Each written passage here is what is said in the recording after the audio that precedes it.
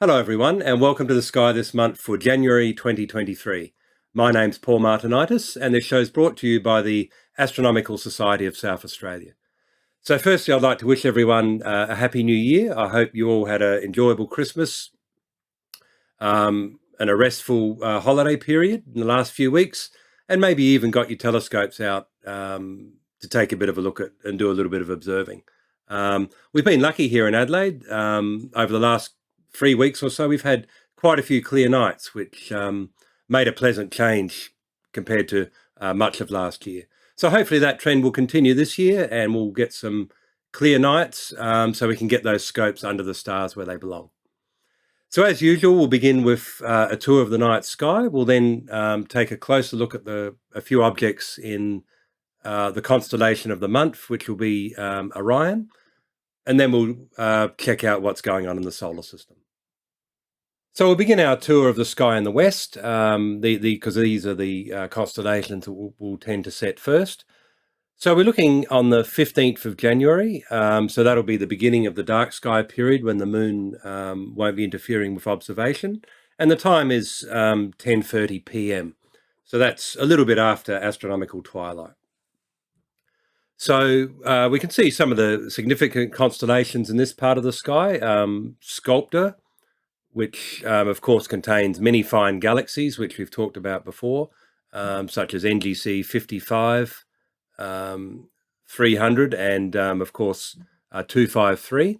They're still reasonably well placed for observation, but you'll need to certainly do so early in the session before they set too low. And the same applies with Grus. There's of course the Grus Quartet. So if you want to take a look at that, again, I would do that early in the night before it sets too low. And in terms of planets, we've had a lot of great planetary observation over the last really 4 or 5 months of 2022. So unfortunately, that's really coming to an end now. So you can see even early in the evening, Saturn has already set at this time. If you want to catch Saturn, you're going to have to do so really probably in evening twilight. So Saturn's pretty much gone by 10:30. Jupiter at this stage is pretty low, so that has an altitude of only 16 degrees. So not really well placed for observation, but you might as well take a last look at it until it reappears later in the year. And then a bit further over, of course, in Taurus, the bull, we have Mars. So that's still reasonably high. Its apparent diameter, because it's moving away from the Earth, has shrunk quite a bit, but at this stage it would still be about 10 seconds of arc across, so still worthwhile having a look with the telescope, even though it's past its optimal point. And the only other planet at this time which you may wish to take a look at is Uranus. So Uranus is almost exactly halfway between Mars and Jupiter, so it's just located right here. So if you want to find Uranus, you can see it with binoculars. Unlikely that you'll see it with the naked eye, unless you're at a very dark sky. So the best way to find that would be either to use a well-aligned go-to telescope, or perhaps use an app such as Sky Safari or Deep Sky Explorer to actually get the current location of it. And then you can star hop to it from one of these brighter stars. So while you're taking a look at Mars, the constellation of Taurus has a few interesting things. So this bright star here, Aldebaran, looks red, so that makes a nice comparison with Mars. And if you've got your binoculars out, take a look at this part of Taurus, and you'll see a lovely sort of triangular shape association of stars known as the Hades. So that's a very wide open association or open cluster. So that's very well suited for the wide field the binoculars can show. And of course, the other thing you shouldn't miss while you're in Taurus is take a look at the Pleiades as well, or Seven Sisters. And again, they're both a naked eye object and also an excellent binocular object as well. So looking a little bit further overhead, of course, we have Eridanus, one of the longest constellations. I think it's probably the second longest constellation after Hydra.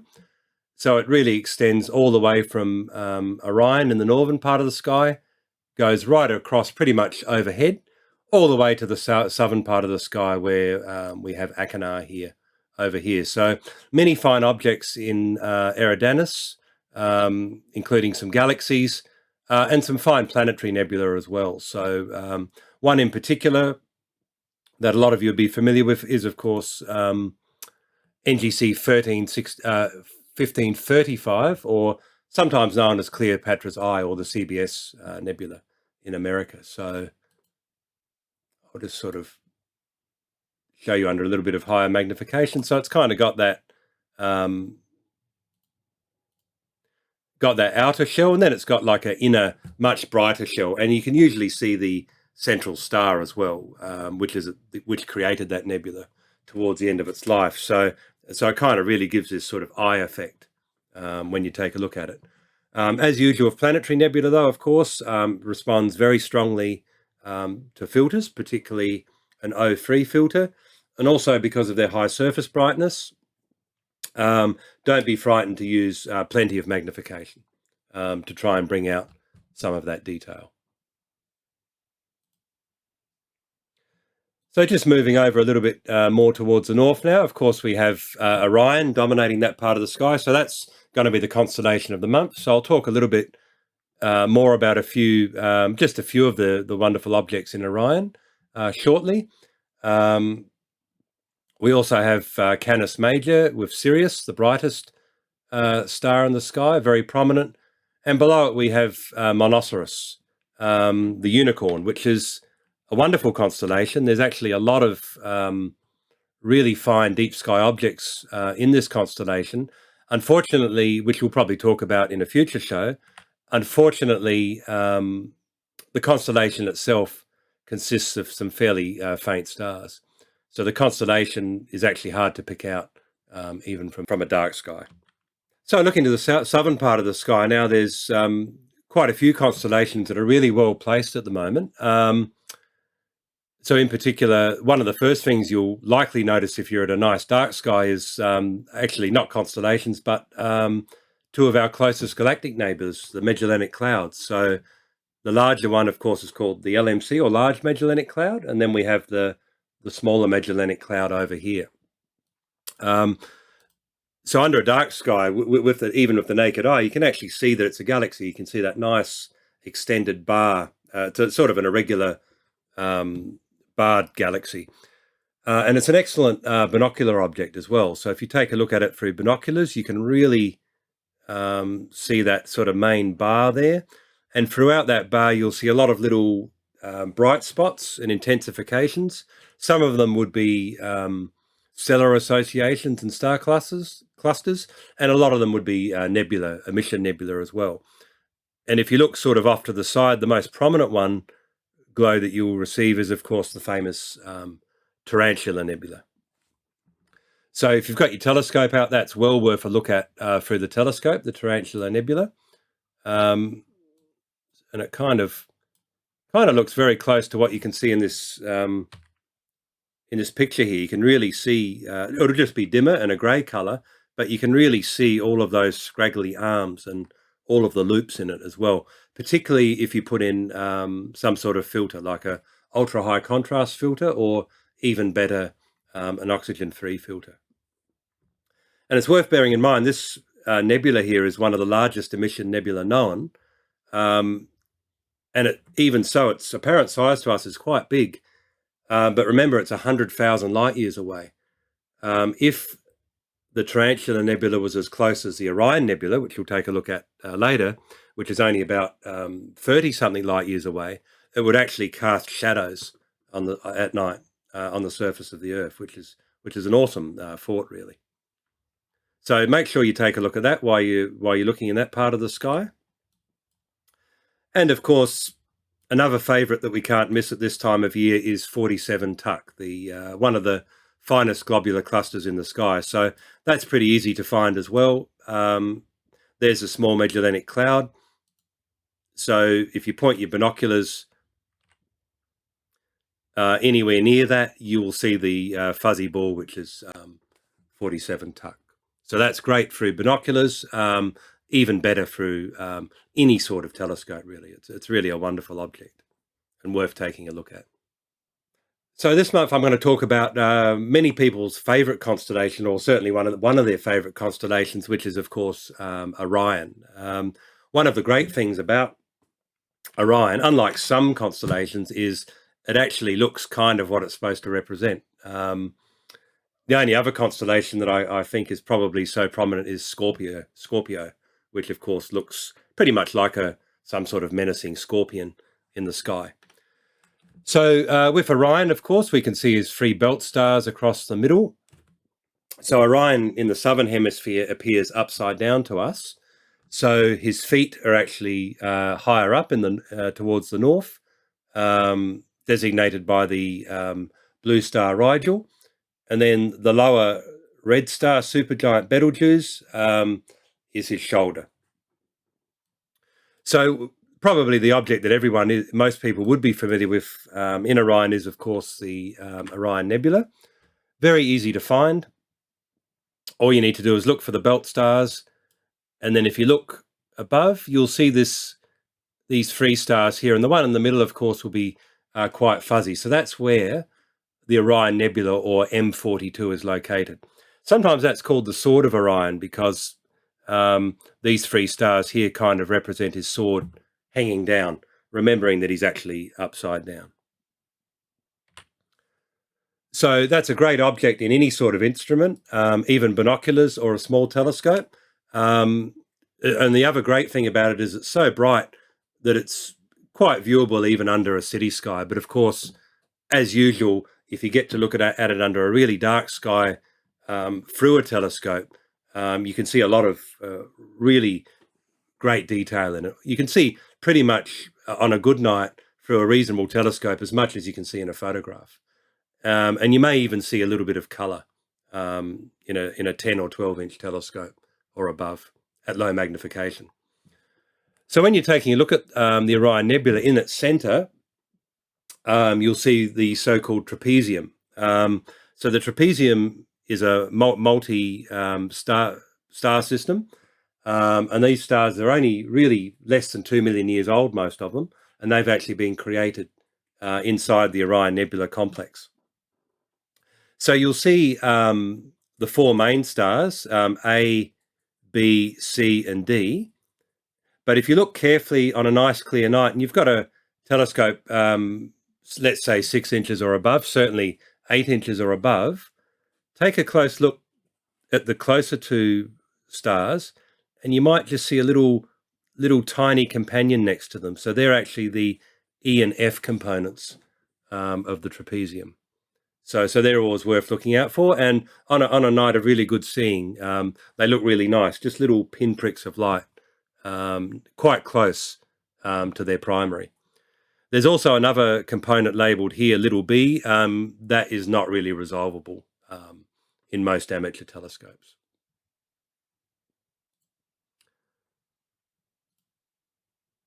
So while we're talking about multiple star systems, Rigel here, the nice blue star up the top of Orion, that's a nice double star to take a look at.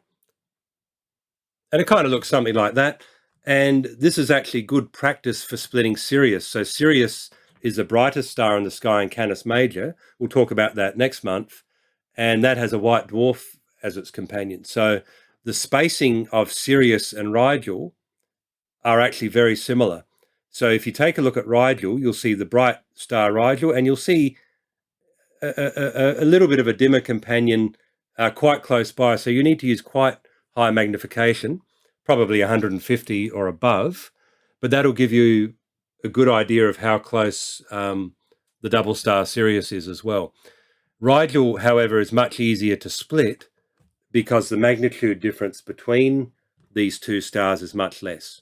So with double stars, there's two things that determine how easy they are to split. One is, of course, how close they are together, but the other factor is how different they are in magnitude, or brightness. So the greater the brightness difference, the harder they are to split in general. So moving now along towards the belt, there's another very nice multiple star system as well called Sigma Orionis. So if you take a look at this rightmost belt star called Alnitak or Zeta Orionis, and if you just look for a sort of a fuzzy ball there, that will be Sigma Orionis. And that's another quite nice multiple star system in Orion. Again, consists of many young stars. And what you'll see is it's almost like an uncanny planetary-like alignment. So you'll see the brightest primary star there, and then you'll see its other companions nearby, almost lined up like a zigzag line. So here's another object, and this is actually one of my favourite objects. This is perhaps a little bit of a challenge object, and that's the Flame Nebula, or sometimes called the Tank Track Nebula, but I prefer to call it the Flame Nebula. And it's one of these objects, I like it because it's actually hidden in plain sight. So it's actually right near this belt star, Alnitak. So the secret to seeing it, so you'll need to look at it certainly through a telescope. I'll just get to a more reasonable magnification here. There we go. So you can see there it's very, very close to the belt star. So the secret to seeing it is to actually position your telescope to get rid of this bright star out of your field of view. When that star's in the field of view, it makes it very difficult to see because this is actually a very faint nebula. So what you need to do is once you're looking at that belt star through your telescope, you need to kind of do something like that, move it just out of the field of view. And then if you use averted vision, and you've got a reasonably dark sky, I can usually see this even under a suburban sky, provided my eyes are dark adapted, and I use plenty of magnification, but it's much better under a dark sky, of course.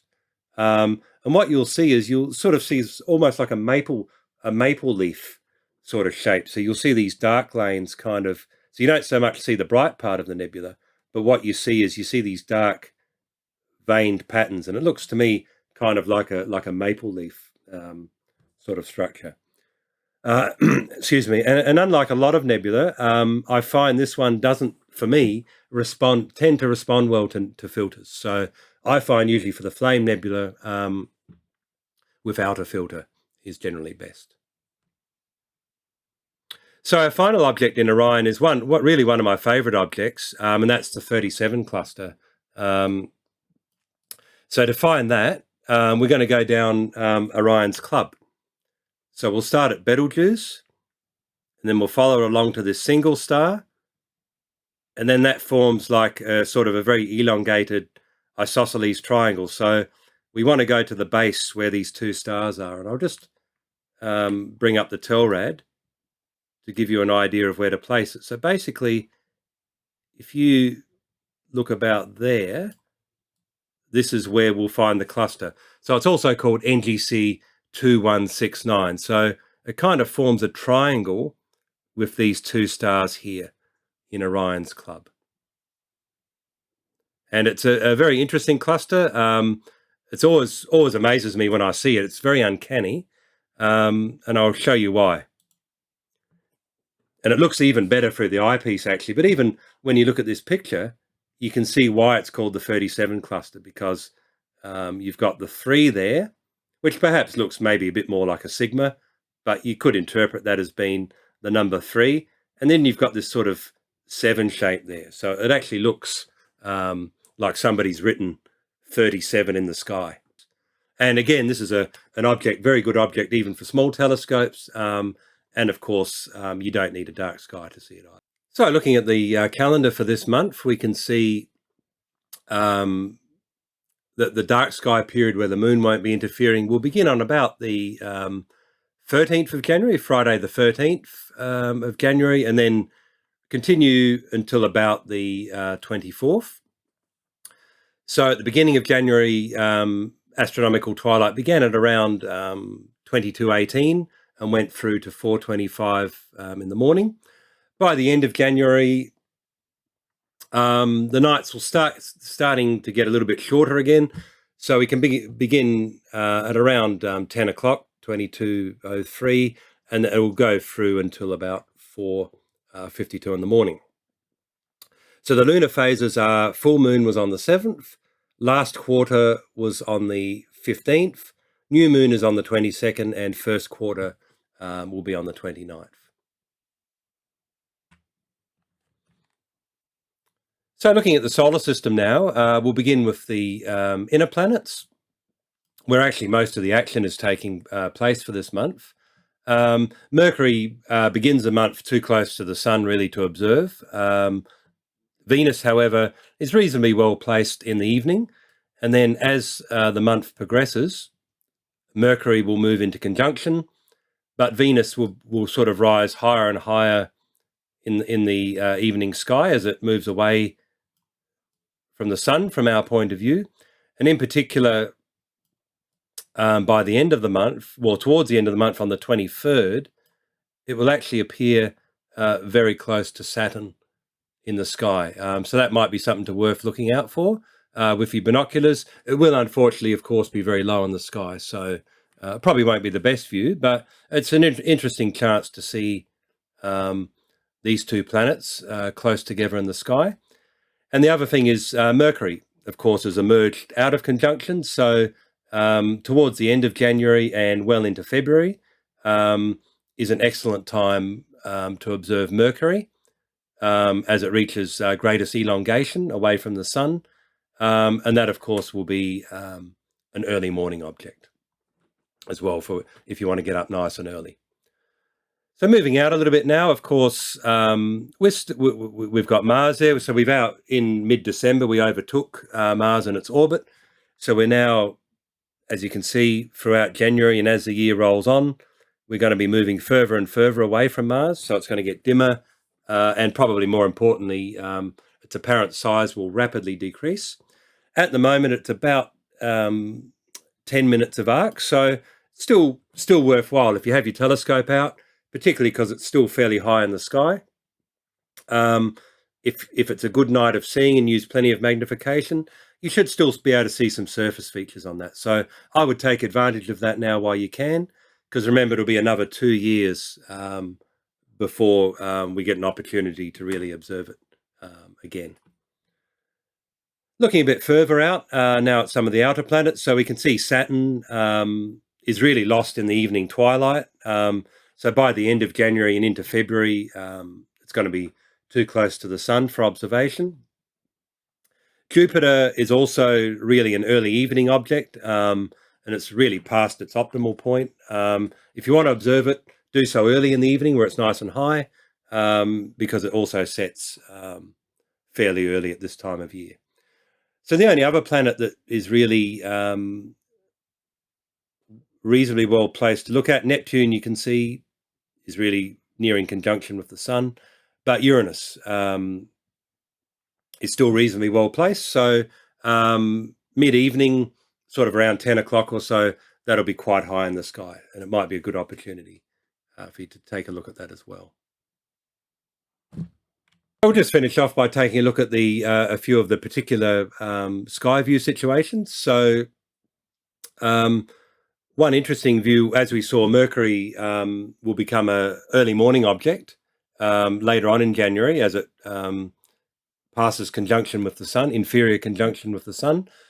And in particular on the 20th of January at around 5:30 a.m. or so, be a good opportunity to see Mercury just before sunrise in morning twilight, and you'll see the moon sort of fairly close by as well, the very thin waxing crescent of the moon as well. So that should make a nice view if you happen to be up at that time of the morning. So you'll have the nice little slender crescent for the moon there, and also the phase of Mercury will be fairly thin as well. So sometimes you can see that phase through binoculars if you've got a means of holding them steady. But otherwise, see if you can take a look through a telescope as well and see whether you can see the tiny little crescent of Mercury.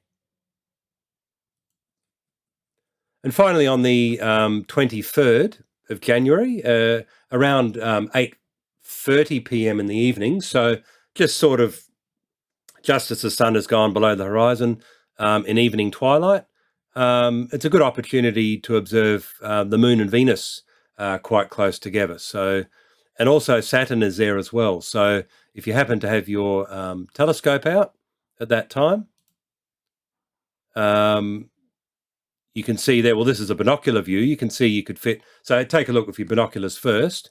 You'll see Venus. You should be able to see the Moon in the same field of view, and you should be able to spot Saturn nearby as well. Unfortunately, of course, it's quite low on the horizon, near the horizon. So if you take a look through a telescope, you may see a little bit of detail on Saturn, perhaps its rings, but I suspect being that low after sunset, it'll probably be fairly wavery. So probably best just to enjoy the view of the three objects using your binoculars. Thanks everyone for joining me in the show. I hope you found it useful. Hopefully you can get out and do some observing, and I look forward to seeing you in next month's show in February. Take care and bye for now.